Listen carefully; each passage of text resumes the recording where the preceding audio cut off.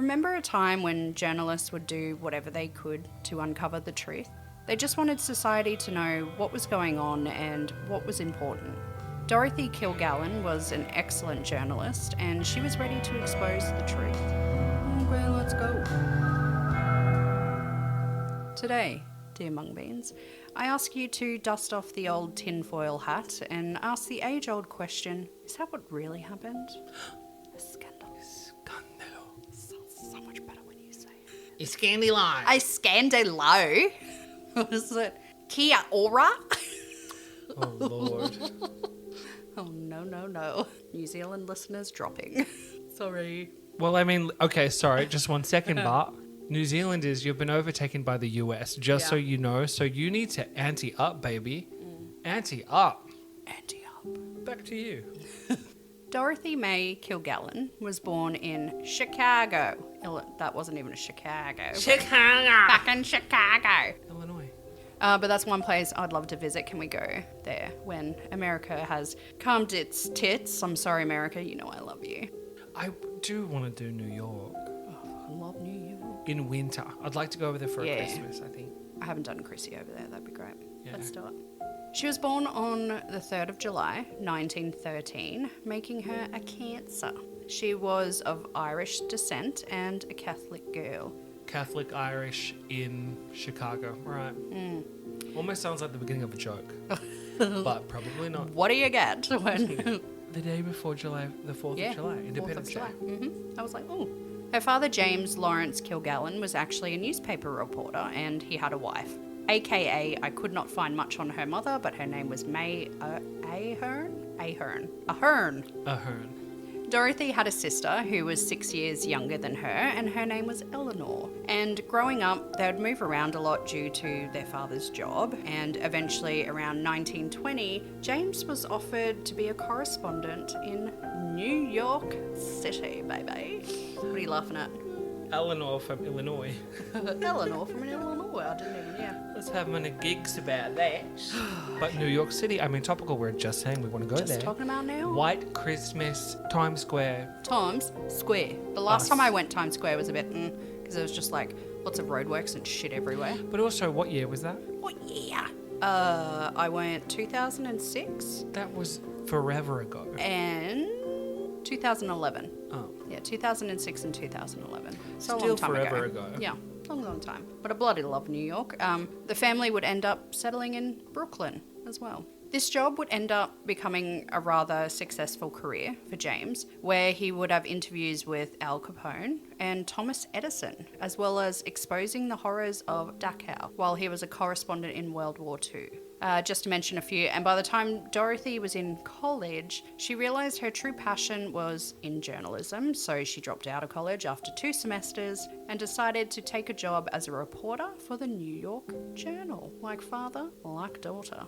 Dorothy liked to investigate stories about politics, crime, society, and entertainment, and she was eager to show her worth and prove that she was more than capable in the male-dominated industry. I was literally about to say, I'm more than just a girl. Dorothy would not let being a woman, quotation marks, stop her from getting the information she needed when it came to a story. She was very driven and was more than comfortable with sharing what needed to be told. She just did not give a fuck. Girl power? Hell yeah. So if she had something that she needed to say, she would just be like, boop. Yep, and as you'll see as we go later on, she was not scared to say what she wanted to say.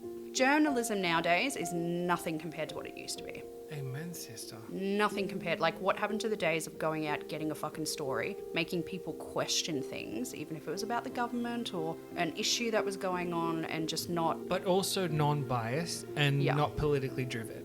Right? Yeah, none of that. Anyway, I digress. By 23, she completed a reporter's race around the world, and she was the only woman to compete and came in second. What is a reporter's race around the world? Apparently, this was like the original Amazing Race. So they had to navigate the world using transportation that only everyday people could use. Poor people, you can say. Yeah.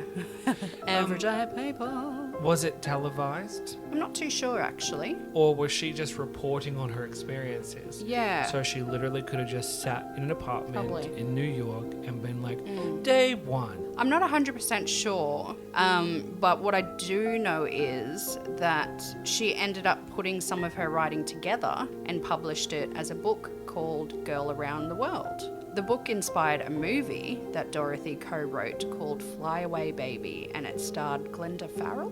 Don't know it. Yeah, she got eyebrows. You know, the old 20s, like the... She got eyebrows. You know the Does ones she I'm have talking eyes? Do you mean pencil thin? Yeah, the starlet back then of the... gorgeous. By the time she was 25, Dorothy began writing a daily column called The Voice of Broadway. So you might already be thinking like, fuck, like she's already getting a bit of a career behind her. Apparently her dad had written a letter of recommendation to the New York Journal, and she was given like a 2-week trial, but obviously she did amazing. And that's right, you said he was a journalist too, right? So he probably had some weight behind his name. This column would cover all the events and openings of Broadway and would even do some in-depth personality pieces. Others would call it a gossip column, but to me it seemed like everything all in one. Topics such as business and politics and a touch of goss. She would actually go on to continue this column right up to her death in 1965. By 1950, Dorothy would star on a TV show called What's My Line, a show that appeared on CBS every Sunday night and ran for 15 years. I know what's my line. Do you? Yeah. Get out? I didn't, so I had to have a look into it. It was a rather successful show with its peak of 21 million viewers. It was pretty much an intellectual quiz show with Dorothy on the panel. That's so funny that you remember that. You're like, oh, take me back. Look, I don't think I ever watched it live. Yeah. But I saw like reruns of episodes Back when I in was the- a kid, yeah. Yeah, crazy. Well, I was born in the 80s. Yeah. Oof.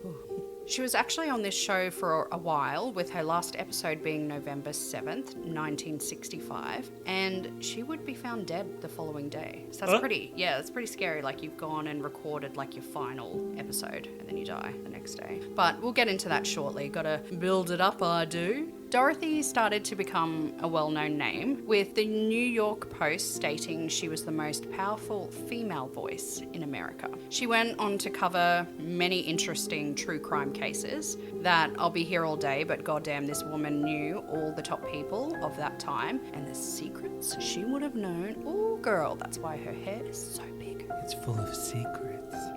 In 1954, Dorothy covered the murder trial of Sam Shepard. Have you heard of that case? Oh, I think so. No. No. He was a neurosurgeon who was convicted of murdering his pregnant wife. Dorothy was really loud about this case, how Sam was not guilty and the court was biased, like some real rattle the cages journalism that, let's be honest, is rather quiet compared to what it used to be. Like I said before. Anyway, she called out a lot of people and was not afraid to, and sadly enough, in 1966, Sam Shepard was cleared. However, the sad part is Dorothy passed in 1965, so she wouldn't have known that he got acquitted. She didn't get to see the acquittal. Yeah, so apparently she did a lot of work behind the scenes, got a lot of stuff together, with that case. By 1956, at the ripe old age of 43, Dorothy wrote a piece called The Real Frank Sinatra Story. And goddamn, these two were fighting for several years. And do you know the whole story about Frank Sinatra and the mob connections and the he who must not be named, dark mark, tattoo, Lord Voldy connections that he had going on? I don't know in depth, but I am aware that he did have affiliations with mob and certain mob members. Yes. Yeah, so I don't know the full story as well. Maybe one day we can do a little dive in. Who knows? wants to see that? Yeah, let us know. The mob explored. Last episode by Joey Voodoo. Yeah, and then he's dead. He's swimming with the fishes. I swim with fishes. But yeah, you don't want to piss someone like that off. And I heard there was things like Dorothy would hold functions and really A-list parties and wouldn't invite Frank. Yeah. Sorry, that's petty. Super petty. And I like it.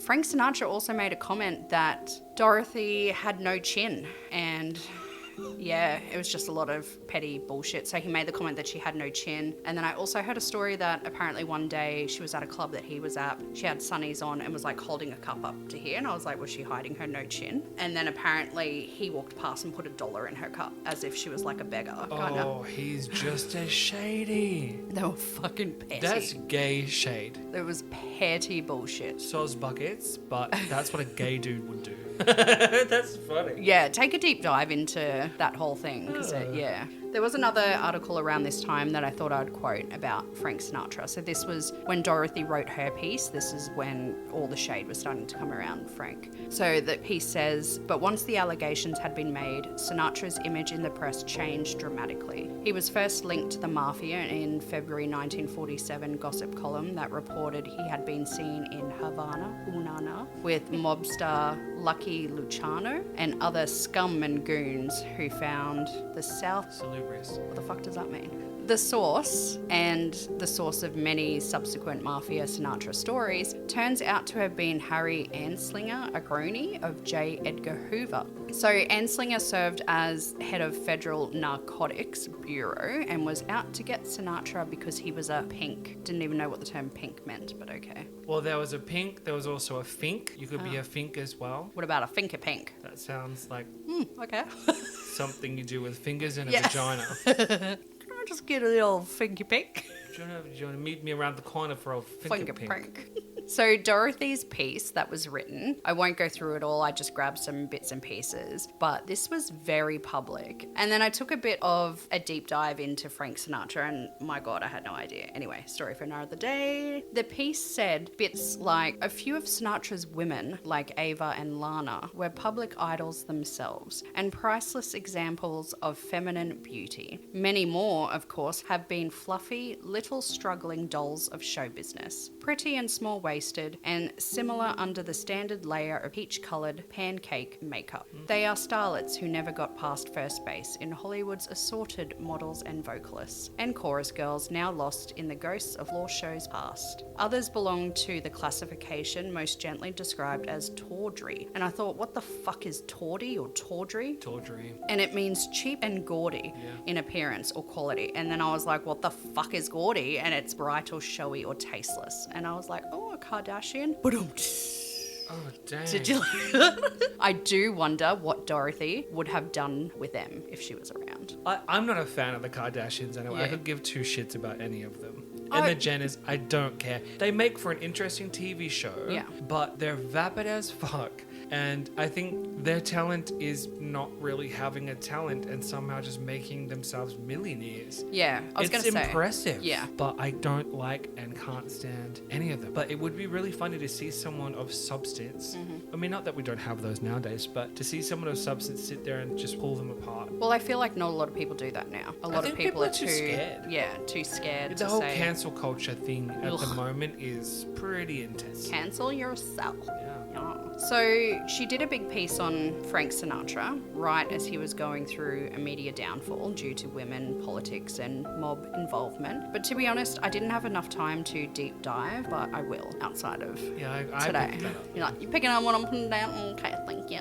Now, I didn't mention before, but Dorothy had actually written a lot of pieces throughout her life, including coronations, presidencies, true crime, you name it, she knew about it or wrote about it. I think she did the coronation for one of the kings and then the queen. Like, she was just, she was fucking in everything. Do you think she was kind of like one of the OG, like, true crime girls? Yeah, I wouldn't be surprised. Like, maybe not people, but women. Because women, probably it wasn't a done thing to talk about that kind of stuff, right? Yeah, and it was said that, like, the age-old, oh, she's bossy, she's this and that, but really she just got shit done. She got shit done and she did what needed to be done. But, see, that's the thing, though, like, a woman boss would be called a bitch. Yeah. But a male boss is... The man. He's just the man, he's organized, he's the boss, he's the big guy. I do want to shout out to an author / former criminal defense attorney and legal analyst for USA Today, CNN and ESPN, Mark Shaw, who has written numerous books that I only found once I had completed my research for this case, but I am investing and diving into them now, and maybe Joey and I can do a joint ep about the entangled web he takes you through, and I highly recommend because this case or story could go on for hours. years.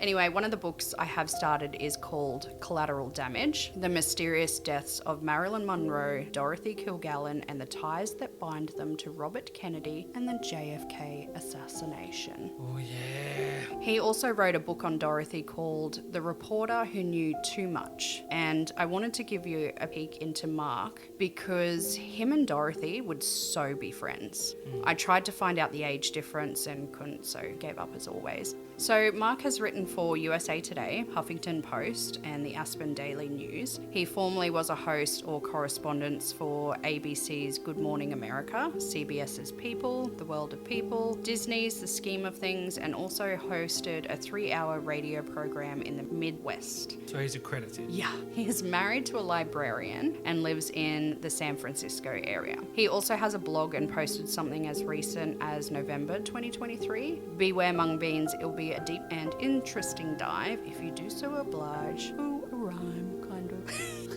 Joey's face. He's left. Oh no, he stabbed himself with his. Anyway, long story short, I think Dorothy would want her death investigated. Given what we know about her, I think she would have wanted people diving in more to uncover the truth. And I think this because, and I quote, "Justice is a big rug. When you pull it out from under one man, a lot of others fall too." So that's a quote that Dorothy had said. So I think she would appreciate what Mark is doing for her to get her story out there because I'd never even heard of it or her case. Though wouldn't it be funny though if she were actually alive, if she was, because I could also imagine that she would be someone that you maybe would refer to as a feminist, maybe now. Yeah. So I wouldn't be surprised if her actual approach to that would be, I don't need your help, I can do it for myself. Yeah. Here becomes the man coming to rescue a little old female. Yeah, I had a little part of that, but I also think she just didn't think about that kind of stuff as well. Like the way that I picked up who she was, because she was very close with her dad, respected what her dad did as well. I think she just took away the fact that she was a woman and just got shit done. A woman? A woman? She was a woman?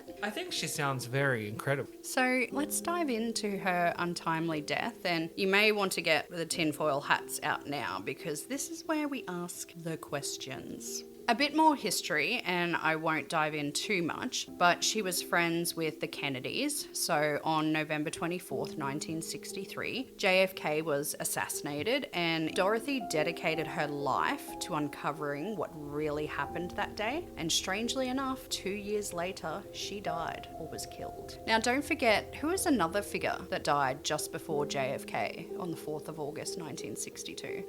She's just a little girl from Little Rock. Miss Marilyn Monroe, of a possible OD of alcohol and some forms of sedatives and sleep-inducing drugs or barbiturates for you fancy you folk. better say barbiturates because that is literally what was on the report. Yeah. For you fancy folk, but I'm probably butchering that, so anyway. But yes, Marilyn Monroe 1962, JFK 1963. Now, I have added in some extracts from some of the articles that were written by Dorothy after JFK's assassination. And my gosh, this woman was not afraid. So I'm kind of just building you up to figure out yourself what may have happened to her, given everything that's gone on. So a quote from the JFK incident, Oswald file must not close, Kilgallen column, November 29th, 1963. If Oswald is President Kennedy's assassin, he is the most important prisoner the police in this country had in 100 years, and no blithe announcement in Dallas is going to satisfy the American public that the case is closed. Another article called Maybe You Didn't Know on October 4th, 1964. From what I have read, I would be inclined to believe that the FBI might be more profitably employed in probing the facts of the case rather than how I got them, which does seem a waste of time to me. She wrote that in her column. I like her. I really like her. So Dorothy really was questioning the conclusion of the inquest into JFK's assassination, and with Jack Ruby, a bar owner, then killing the assassinator, Lee Oswald, she called bullshit and was like, no, something else went on here, and she was unsure as to why others hadn't brought the same questions up. And that is another thing Mark Shaw is doing, asking for authorities to take a look into it, because you have to remember 1920s to 1950s maybe was very corrupt. Oh yeah. Sorry, the tinfoil hat creeping out again. And with the JFK assassination, she actually got a hold of Jack Ruby's testimony, which she published in the New York Journal and a few other newspapers. Hell yeah, she's so badass. So that's what I mean by journalism is not what it used to be. Yeah, you weren't afraid to push boundaries at that time. You wanted the truth to be out there regardless of the outcome. She's calling out the FBI and then posting testimonies of something that they've just kind of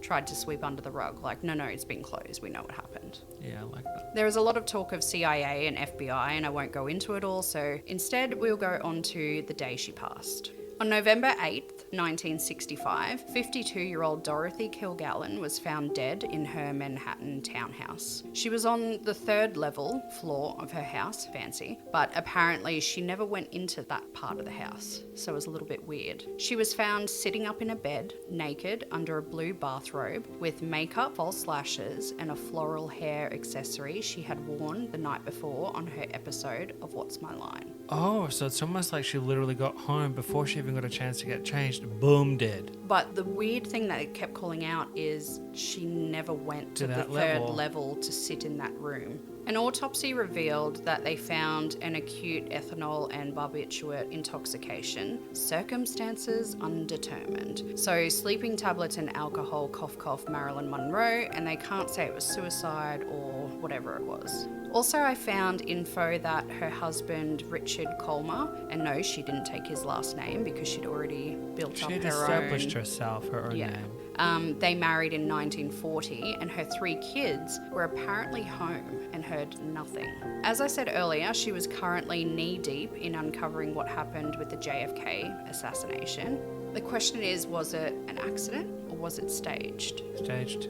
That's what I thought too. Dorothy was said to have many enemies in the mafia underworld, as well as talk of being under the CIA's watch and FBI, and was even in the middle of writing a book with some explosive allegations.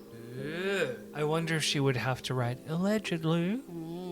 A female journalist wrote an article in the New York Post in 2016, and the title was "Journalists Tell All on Mobster Tied to JFK Might Have Gotten Her Killed." The story is worth a read. It goes on to say how Dorothy was a few weeks out from meeting up with her informant and even said to her lawyer, "I'm going to break the real story and have the biggest scoop of the century." She knew something she shouldn't have. And strangely enough, as far as I'm aware, her notes and files on what the scoop was have never been found. Of course, I was going to say vanished, right? And a quote from Mark was, "Whoever decided to silence Dorothy, I believe, took that file and burnt it." Mark is also currently calling on the Manhattan District Attorney's Office to resurrect and fully investigate the Kilgallen case. Murder is murder, whether it happened 5 days or 50 years ago, Shaw says. Victims have rights, and Dorothy was denied hers because there was no investigation. And that, dear Mungbeans, is the mysterious death of Dorothy Kilgallen. Accidental overdose or murder? What do you think? Well, personally, I think a murder. Murder. I do. Her circumstances being, like, at least how she was found and what was found in her body being quite similar to Marilyn. The explosive information that she had, who she was reporting on specifically. I mean... Yeah, so there's a lot of stuff that I didn't bring up. Apparently she was, I don't know if she wrote articles about it, and I forgot the mob boss's name, but she was talking about how the CIA and the mob were in cahoots with trying to kill off some other figure. So, like, she was very clued on to what, you know... She had her finger on the pulse. Yeah, on what was happening. I couldn't find anything. I found other articles where they're like, the FBI stormed her place within an hour of finding out she was dead and took all this stuff, but I don't have anything to... There's nothing to back it up? Nothing to back it up. It's just, yeah, it's very peculiar. Yeah, the biggest thing as well for me was the 3rd level of the house, and they also made note that the kind of woman she was, I think she used to get dolled up and everything like that. They said it would be weird for her to be laying in bed with a face full of makeup and her hair still done. They were like, that's not the type of girl she was, like, or woman she was. You know, she would have come home from filming, taken it all off, gotten undressed, and then hopped into bed. So, But again, the only thing that makes me question is the family are home and didn't hear anything. Well, I mean, they wouldn't necessarily have to. We can probably rule out a suffocation because if she had a full face of makeup on, that would have smudged everywhere. It would have been very obvious, right? And they found the barbiturates in her system. Does not mean that someone didn't slip them into a drink when she wasn't looking. Yeah, well, that was like with Marilyn Monroe, and sorry to bypass, but because the deaths were so similar, I don't even know if the pills were digested. Oh, see, but that's the thing. If they had died straight away, they probably wouldn't have been. On top of that, I think I remember reading somewhere that there was a discrepancy with the pills in Marilyn's that they found in her system versus what she actually had on her bedside table. And she had no glass of water to take these pills with as well. Yeah, unless she was like raw dogging them. Yeah, not that many. But none of those would be coated back then, like Nurofen or something we have now, so it doesn't taste like arse. Yeah. So yeah, I definitely recommend taking a big old conspiracy dive into that one because I found it so interesting, and you really need to check out Mark Shaw's books. I'm annoyed that I found them after the case because now I'm like fully diving into all his books, and I love that. This is why I said like I think she would have liked him because he's asking the questions, going what the fuck, trying to push it back into light, and that's the kind of person she was. Like with that criminal case, that's not right, why aren't we questioning that? JFK, after like one day the inquest was closed and she's like, are you fucking kidding me? Like, sure. I can't help but think though that maybe there's a thirst of knowledge for what she had. Do you know what I mean? Like, yeah, he might care about her as to what she was doing, but then he probably is sitting there wondering about what she had and what explosive information was available. I'm not looking into any of this stuff, but even I'm sitting here literally being like, how can I find out what she had? I mean, we can't. It was obviously destroyed, but wild. So wild. Goodbye, dear mung beans. See ya.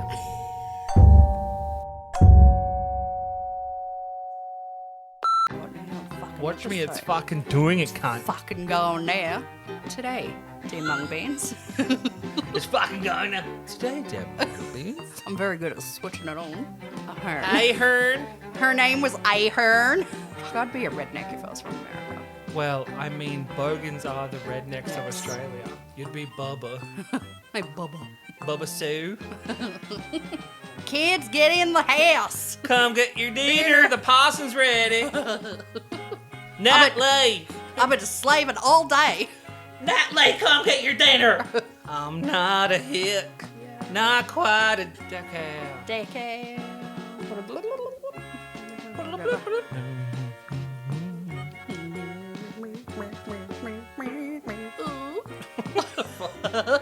I don't think you need to be telling our listeners about your build-up.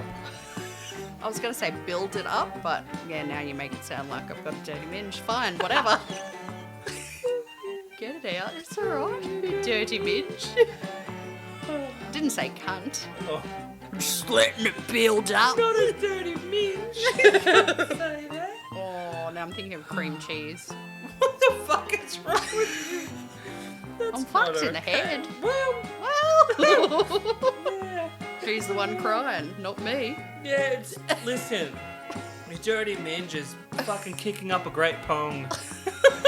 Sookie Waterhouse. Oh, I fucking hate that name. Sookie.